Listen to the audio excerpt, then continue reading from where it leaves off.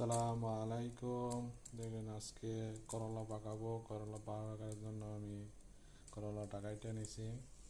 দেখেন আলুটাও কাইটে নিছি, মিষ্টি কুমড়া দিয়ে ভাগ করব। মরিচ দেখেন, পেঁয়াজ এগুলি কেটে নিছি। সামান্য একটু হলুদ ইউজ করব। তো ভিডিওটা দেখেন আমি কীভাবে করলাটা ভাজি করি। তো ভিডিওর সাথেই থাকেন, দেখতে থাকেন। তো স্টার্ট করা যাক আমার মূল ভিডিও। আমি কড়াইতে পাক করব।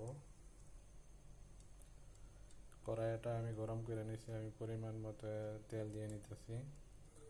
তেলটা আমি গরম করে নিছি। প্রথমত আমি রসুন আর ইয়াটা দিয়ে নিছি, মরিচটা, পরে পেঁয়াজটা দিয়ে নিব। এখানে আমি পেঁয়াজটাও দিয়ে নিতেছি। পেঁয়াজটা ভালো করে কষাই নেব। পেঁয়াজটা আমি চামচ দিয়ে ভালো করে লাইরা নেব। ভালো করে কষাই নিয়ে এটা আমি করলাটা উপরে দিয়ে দেব। করলার উপরে আমি লবণটা দিয়ে নিব। দেখেন আমি ভেজিটেবলটি দিয়ে নিতেছি, মিষ্টি কুমড়া আলুটি দিয়ে নিতেছি ও করলাটা উপরে দিয়ে নিব। করলাটা উপরে দিয়ে নিব। আমি উপরে লবণটা দিয়ে নিতেছি পরিমাণ মতো।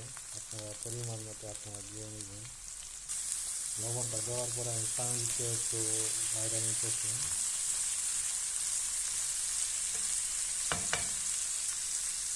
এক চামচ পরিমাণ আমি হলুদ দিয়ে নিতেছি।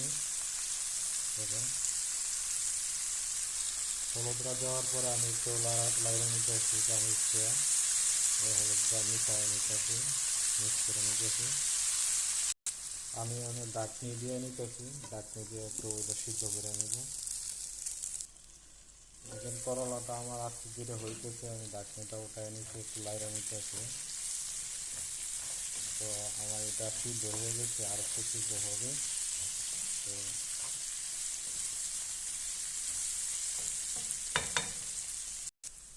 দেখেন আমার কলার বাজিটা হয়ে গেছে, আমি চুলা থেকে নামাই নেব। যদি ভিডিওটা আপনাদের দেখে ভালো লাগে তাহলে লাইক কমেন্ট করবেন ও আমার পেজের সাথে থাকবেন। যারা যারা পেজের সাথে আছেন অসংখ্য ধন্যবাদ। তো আপনারা পেজে ফলো করলে আর লাইক দিলে তো আমার পেজের নতুন নতুন ভিডিও আপনাদের সামনে জলদি জলদি দেওয়ার সাথে সাথে আপনাদের মোবাইলে যাবে। তো যারা আমার পেজের সাথে আছেন অসংখ্য ধন্যবাদ।